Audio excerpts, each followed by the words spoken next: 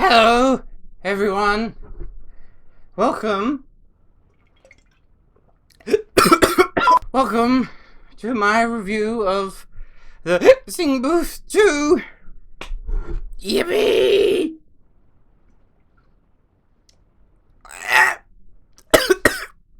It hurts.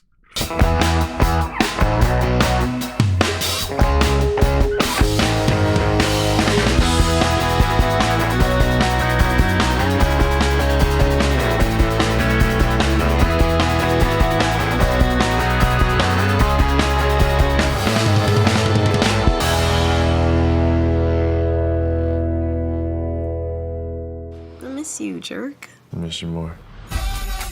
And here I am, first day of senior year. And here we go. Oh my God, Ellen, how are you? So many beautiful girls at Harvard. Experienced girls? Sorry about you and Noah. We didn't break up, though. With different zip codes, breakups are basically automatic. Automatic. Sometimes I hate high school. How's it going, guys? Welcome back to another episode of Luke's Reviews, and I am so desperate for new releases. I really am. With cinemas still not showing any new releases or any major new releases as such, I'm just craving something new. At this point now, I've gone beyond scraping the bottom of the barrel. I've started to lick the woodwork. I am an empty vessel whose life force has been sucked out. This is my review of The Kissing Booth 2. Let's cast our minds back, shall we? The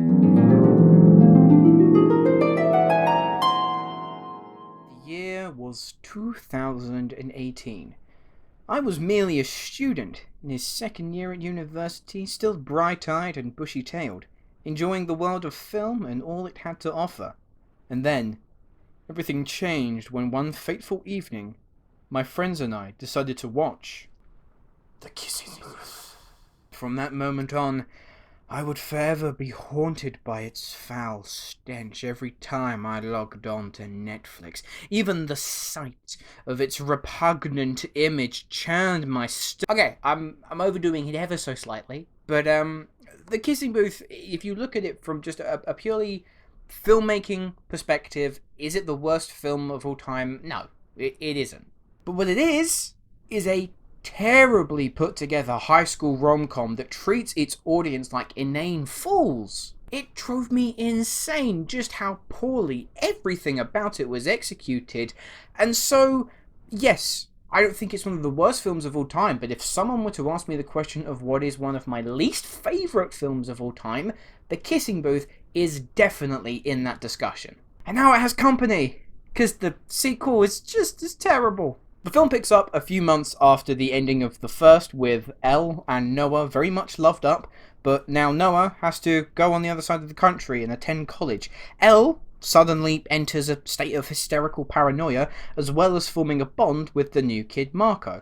And if you have seen any tween film ever, you know exactly how this is going to go. Starting with the actors, there just isn't any redeeming characters or performances in this. The main three, they're great actors, but they're being shafted by horrendous material to work with. If you want to see what they're actually capable of doing, go and watch Joey King in The Act. Go and see Jacob Elordi in the TV show Euphoria. Go and watch Joel Courtney in Super 8, a highly underrated movie. Because in this, their talents are squandered. Joey King as Elle, I really despise the character of Elle because they make her so squealing, constantly frantic, irritating.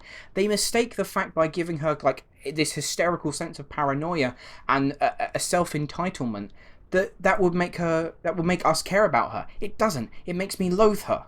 Elordi does nothing in this film but just glare, sigh, and mumble his words. Look, it's kind of awkward to see the two of them together, because if you know some of the behind-the-scenes context of the fact that these two actors used to actually be together in a relationship and they split up just before filming of this, and it kind of makes any scene between the two of them just really uncomfortable. And then there's the new kid, Marco, rippling abs, black, slicked back hair. He sings, he plays the guitars, he's able to move his mouth without it ever leaving a pout. The dude who plays Marco, he's about as wooden as this desk. He's so emotionless. It's like he's being played like a robot. Must commence romance with Elle. Like, no one's asking for Daniel Day-Lewis here, but like you could show a little range of emotion. Like, move your face. Love me, Elle, be with me forever and ever. The story itself is ludicrous. You've got Elle and Nate trying to make their relationship work whilst he's over in college. Elle and Lee wanting to make another kissing booth. Elle eventually having trust issues with Noah. Lee and Elle's friendship getting in the way of Lee and his girlfriend's relationship. Elle starting to have feelings for Marco. Elle and Marco competing in a dance competition so she can have enough money to start applying for colleges. Colleges that she's stuck between because it basically means choosing between Noah and Lee. Oh, I hate this movie. And I think that's the reason why The Kissing Booth 2 is 2 hours and 12 minutes long. That is insultingly long.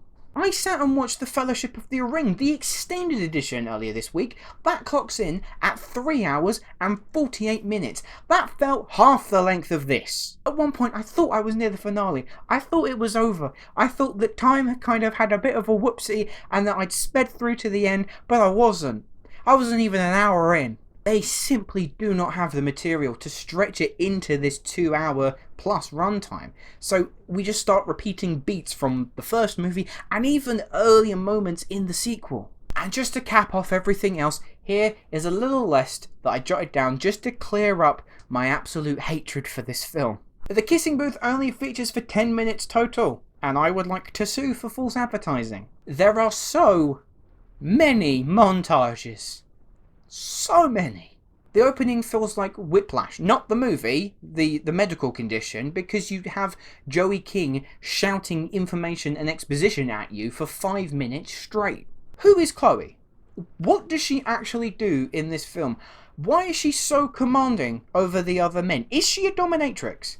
Because if so, I don't think I'm too keen on the angle that this film is beginning to take. They shoehorn in a homosexual love story, and it is so haphazardly handled. It isn't treated like an actual component to the story with fleshed out characters. It feels a lot more like the director and screenwriters ticking off the diversity checklist, and that is just not the way to do it. It's such backwards thinking that I'm shocked in today's day and age where, yes, it's not perfect, but we're getting there with representation on film and TV, that something so harebrained could actually be put on screen. Why is the kissing booth green screen? There are scenes where people are standing in the kissing booth and it is clear that they are actors standing on a green screen. How hard is it to build a kissing booth? Who actually gives two hoots? Who Elle ends up with? It basically now just boiled down into hashtag Team Marco or hashtag Team Noah. I'm hashtag drink cement at this point. Oh, and finally, everything hurts. I just want the pain to stop. Oh God, please, it's too much. That's less of an observation, more of a cry for help. The first Kissing Booth was a film that I could not accurately find the words to describe just how much I loathed it. And the same goes for the sequel. Is it the worst film made in 2020? Not quite. But it is, quite comfortably, I might add, among my least favourite this year. It is abysmal. And guess what, guys? They've greenlit a third installment. The Kissing Booth 2 gets a 1 out of 10. So, with my debt to the devil now seemingly repaid, we can swiftly move on. Anyway, guys, those are my thoughts of The Kissing Booth 2. Let me know what you thought of the film down in the comments below. And my question to you is, has there ever been a film that has just left you an empty shell of a person?